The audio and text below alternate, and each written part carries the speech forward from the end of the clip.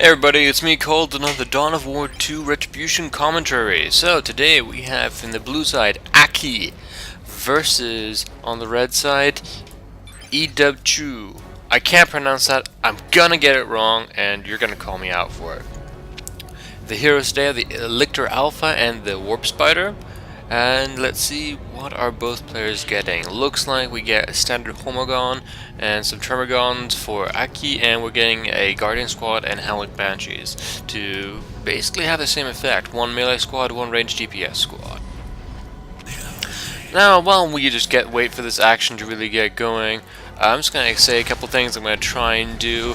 I'm going to try and do some of the more annoying things less often. Let's say force a retreat. Like right here, he could force the retreat of these guys because he's already taken 2 losses. Wow.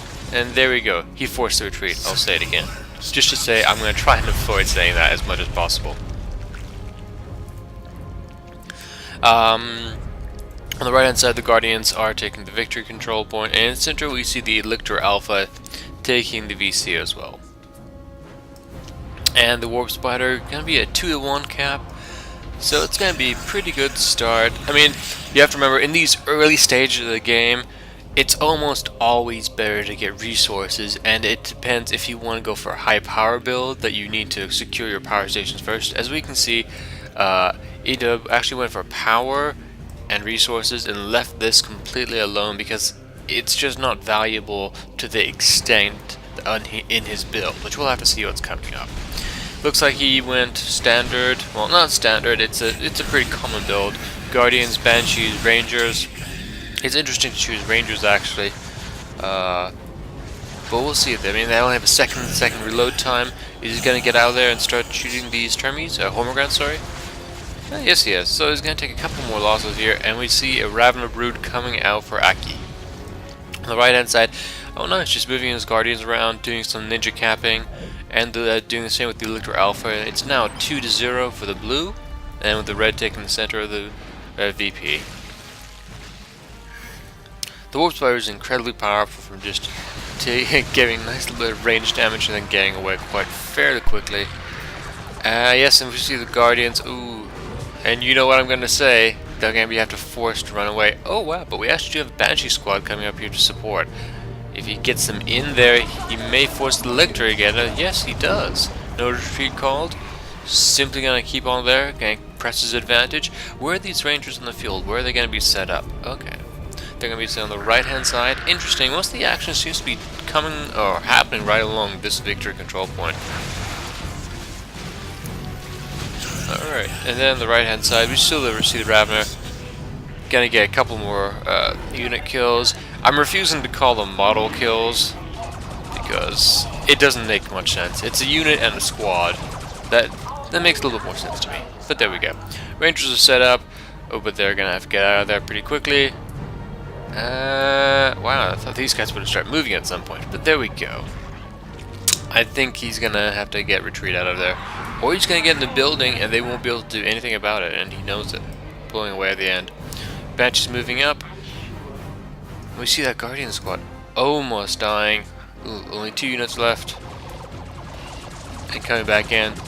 Obviously, Howling Banshees will do very, very well against these guys, the Homogrons. And yes, the Warp Spider moving along. Gonna recap the center point. And now we have the scores at 475 for 440. 2 points in the favor of the blue. Ravener Brood, we do see a Shuriken weapon cannon coming out from Edtjuh.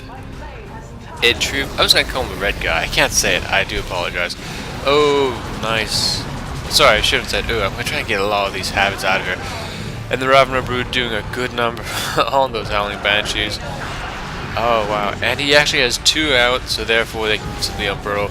I'm surprised he has not retreated with the Rangers yet. They are a fast unit, but he's going to take an unnecessary... Yes, he does take 1 unnecessary loss. Remember, when you do retreat, you do take more damage from your... from melee and explosive weapons. It does force these guys to move back. They have an upgrade with the toxins to actually slow anyone down. The Warp Spider here is securing, or maybe just decapping that point. I'm not sure if he's going to stay there too long. as we have the homies coming here. Terminates, sorry. Yes. Decaps it, moves away. He already has 2 VCs, so he doesn't need to get a third. These guys are most likely just going to try and cap this really quickly. What do we have on this side? Oh, we do have the heavy weapons team supporting with the Guardian in the center.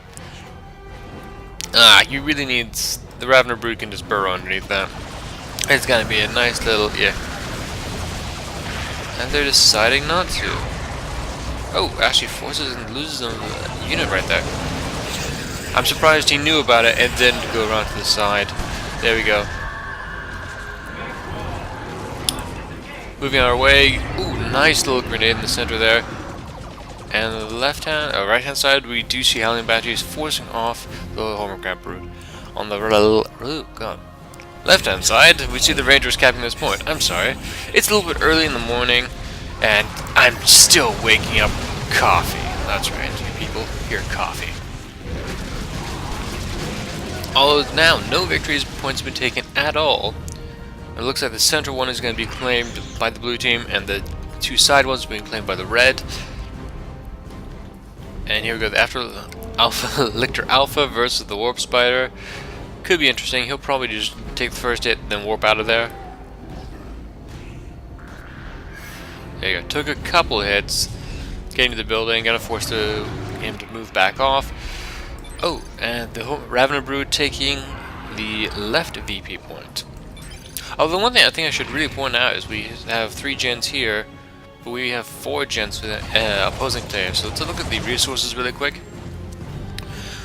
Actually, we see Aki at 267 for rec and 54 power, and Edtjuh at 335 rec and 69 power.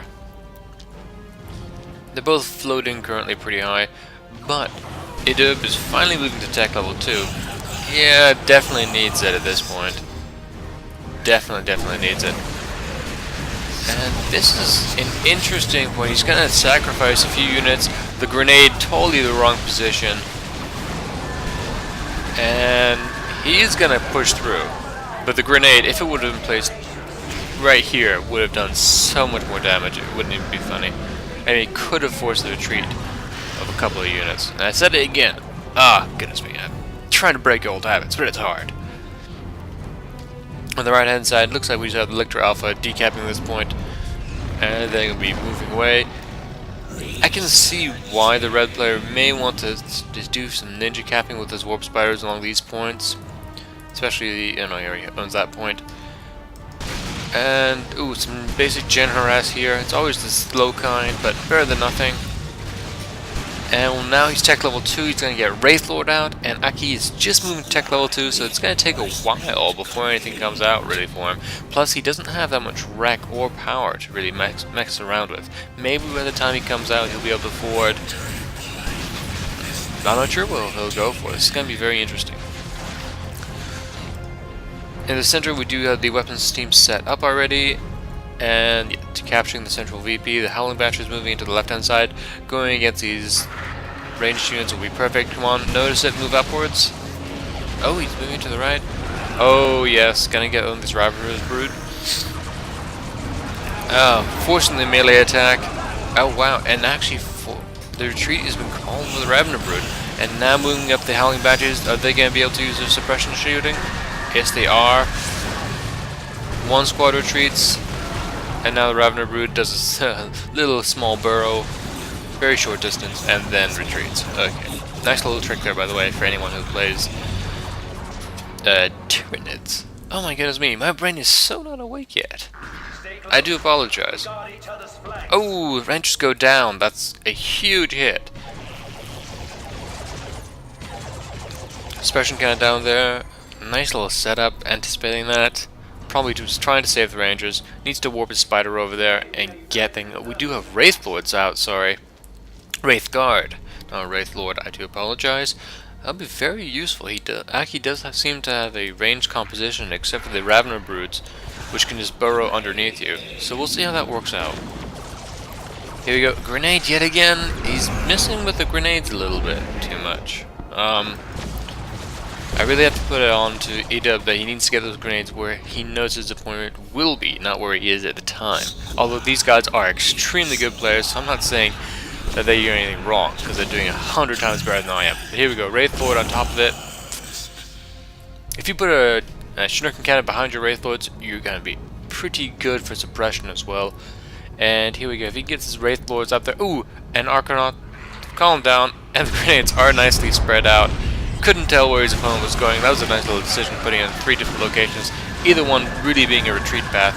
Now remember, this will do some AoE attack. Oh, and there we go. Getting some warrior broods out to do the close quarters combat for the Wraith Lords. Can he turn around and do a quick hit? No, he won't have the range on it. Good try though, good try. And now what do we see coming out? Nothing yet. Oh yes, here we go. A second Shuriken weapon platform. It's a very good tactic to cover one of them by your other ones, especially in matches against Space Marines where they have ASMs or any way of getting behind the front line of your primary suppression team. Your secondary suppression team will suppress that, and it will allow you to keep more field position for the time. Oh, doing a good bit of damage there. That Archanaut moving it. Banshee is going to get out of there. Everything's going out of there. We do see a 3 red cap, so points are going to really start going down here now, really quickly. We're going to have to see what he's going to do about this, if he's going to be able to do anything. The warrior brutes taking the fire and just walking backwards. And there we go, a nice combination of those Wraith Lords. Oh, he should have gotten 1 hit off. Oh, but I see. Moving into position with the second one. Oh, gonna get a couple mauls there, and now he's gonna be trying to move away. Needs to tell Shuriken Cannon to start focusing that. Yes, he does. Oh, it's disturbed, but the Wraith Lords have just enough distance to get away with Ravener Brood. Don't catch up with them, but it looks like the AI was kind of screwy and messed up. Oh, dear, oh dear, oh dear. On the left-hand side, we do see the Warp Spider moving up. Let's have a look at some of the upgrades for the heroes. The Warp Spider's Heavy Gauge Death Spinner, Phase Armor, and Improved Targeting. And for the Lictor Alpha, Deadly Jump ability. Definitely not bad combinations at all. Definitely wants to keep the Warp Spider as a ranged DPS. I'm surprised he hasn't gotten a secondary Warp Spider team yet, though. Seemingly having such a mobile combat, that would really help him out right about now. And yes, here we go, the Howling Banshee is moving up. Now with 2 suppression teams set up, this could be a nice quick push to the center to recap that VP. Ooh, that Ravener Brood is taking a good amount of damage from the Warp Spider. What level the Warp Spider is level 3, while Aki is level 2. Oh, but Aki is now moving to tech level 3. And we don't really see any major AV for this team of Edtjuh, or the red side, sorry. I keep saying Edtjuh, and I know that's the wrong player. I do apologize. So we're going to see how that works out for him. We do have the Wraith Guard, which can do a tremendous amount of damage to just about anything if it stays away from them. But that's the difficult part. And here we go. This is actually a nice little setup. He's got one covering the front, and then another one covering everything behind. So they're going to try and counteract this, and jump to this area, and then they'll be in range of this and the Wraith Lords. On the bottom here, oh, yeah, the Avatar gonna have to get out of there real quickly. There we go. But where is that Warp Spider? Is he's retreating at base, just healing up a little bit, and the Alpha Lictor is moving around. It's a very globular army, which is just perfect for a Wraith Guard hit. I'm sorry, I have to say it. I don't like the way how globular this is. It's just not a good idea. Any form of AoE makes everything so very, very powerful. And he's calling, now he's at tech level 3, he's calling in some Spore Mines just to get rid of that Shuriken platform. He actually counteracted that pretty well. There we go, finally a decent grenade. But some bad positioning from him, I have to say. Maybe not the best idea next time. It was very globular. If the Wraith Guards were able to hit the troops down here for a couple of seconds, that would have been devastating. It was lucky that it didn't turn out that way, but there we go. Now with Edtjuh, going to tech level 3 and floating around 675 power. versus Aki's 600 and 160. So now it's one for the blue, and that's it. Trying to stop the cap here. Ooh, he's taking a lot of damage just to get that one hit off. It doesn't even do anything. It gets one unit down, but that's it. Really needed a grenade there or something instead. Howling Banshee's coming in, and there we go. But we do see the left and right side being capped by the Alpha Lictor. So he's going to have to get away from the 3 cap, and it's actually starting out to be an incredibly close game. A lot of back and forth play here. Okay, and the Wraith Guard are going to be moving in position. They do have the Warlock in there. Oh, and everything was retreating. Now taking to now we go to the right hand side. We do see Sturrak weapons being set up in the building. It's a very vulnerable location at the late stages of the game. It's very powerful very, very early on. But here we go. Gonna decap that to minimize the advantage. Center is also going away, so it's gonna be 2 for the red, 1 for the blue. In fact, using the Hell Badge to the left hand side to quickly decap it. So now it's 275 to 230, and it is up to Aki to move forward again. And that's exactly what he's doing. Getting a Swarm Lord, but the red side is getting a Fire Prism tank. Definitely great for all these blobular movements that Aki keeps doing.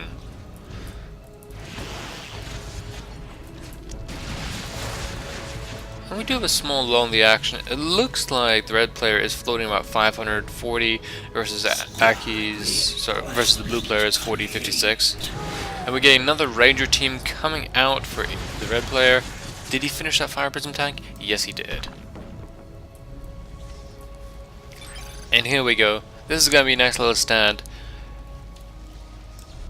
I wonder if he's going to just use the Swarm Lord to be able to punch through the front line of this and then move forward. The Warp Spire doing a good amount of damage to this Ravener Brood, actually. Oh, there we go. I'm not going to say it. I was going to say it just a second ago. Moving the retreat straight away once he gets a little bit too damaged and surrounded by too many troops. On the right hand side, oh, the Guardian Squad. Come on, you should be able to. Oh, there we go. Uses a grenade, knows exactly where he is. Nice.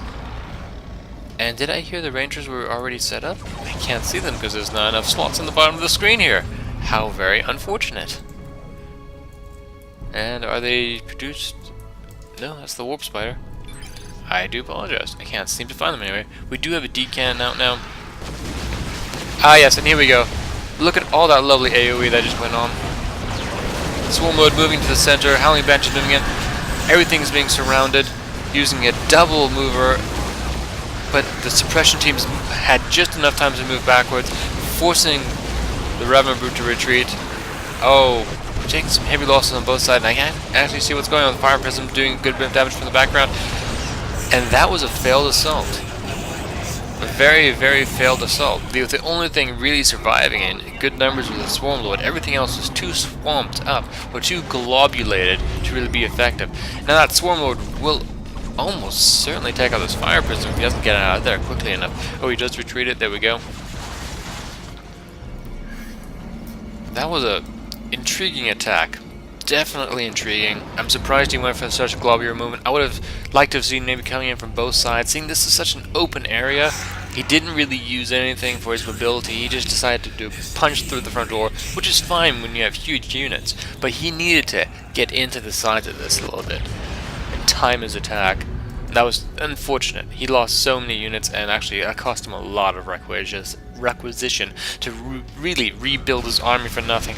Really giving the red player enough of a chance to even get out another unit, although he's going to be paying a lot of upkeep right about now. Although we do have a population 82 to 82 right now.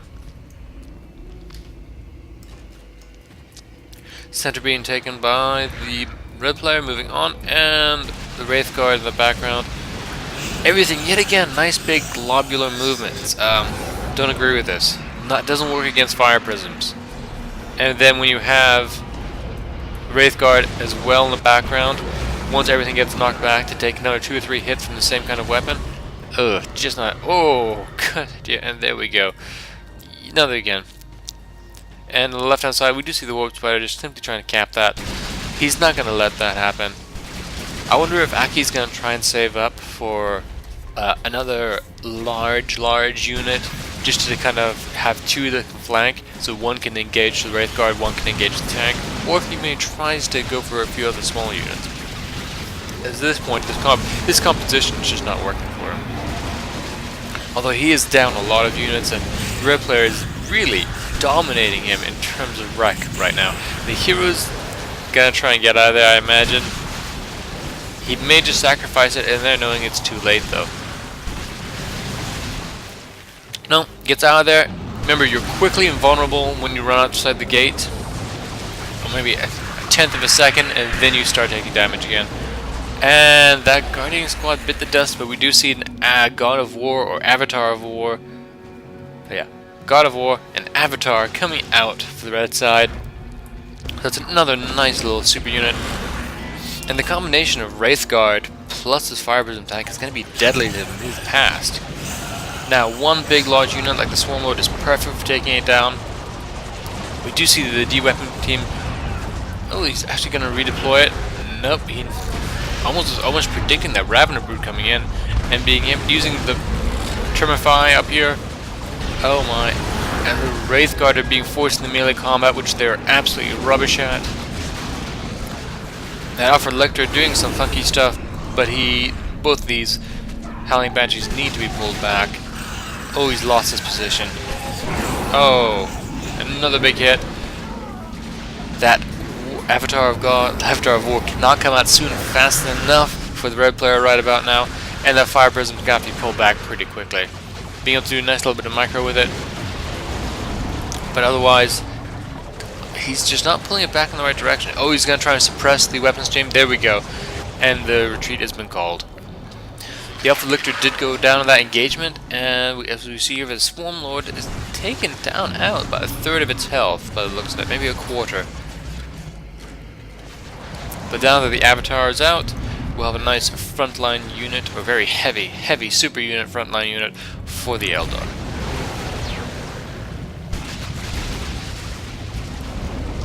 And here we go, Swarm Lord versus Avatar. I know who I'm going to put my money on. And the Antart moving up around, going to do a little bit of damage. The retreat has been called. But to be honest, right now the blue player is taking good advantage of this and just capitalized on capping both this point and this point, the center and the left, so he'll be able to get in there. Those Howling Banshees should have been called back to retreat. Swarm Lord going against melee against Wraith Guard, going to do a good amount of number on them, and he's actually going to be forced to move all the way back. I'm not sure if he's trying to just do a delaying tactic, because yes, he is just going to try to delay that cap as much as possible, but I don't agree that he's going to sacrifice his Swarm Lord. Yes, and he moves it down to get out of the firing range. The red player being quick and taking this point with a nice response. That Antark is going to be have to get out of there pretty soon. Oh, it actually goes down. That is a nice little blow. Oh, and such a wasted storm. Such a wasted storm. Maybe there's just some horrible lag, but this is definitely not top the play that we've seen from the red side before. He's normally extremely good with those storms. And here we go. Aki vs. Udib getting a second Fire Prism tank out. That Swarm Lord, the Avatar of War, just kind of chasing the Alpha Lictor around, and the Howling Banshees being spread out a bit. But here we go, getting in there. Gonna do an explosion, getting out of there, and the fire goes off. Yes, that's 2 for the red, 1 for the blue. I don't see how he's gonna be able to come back from this.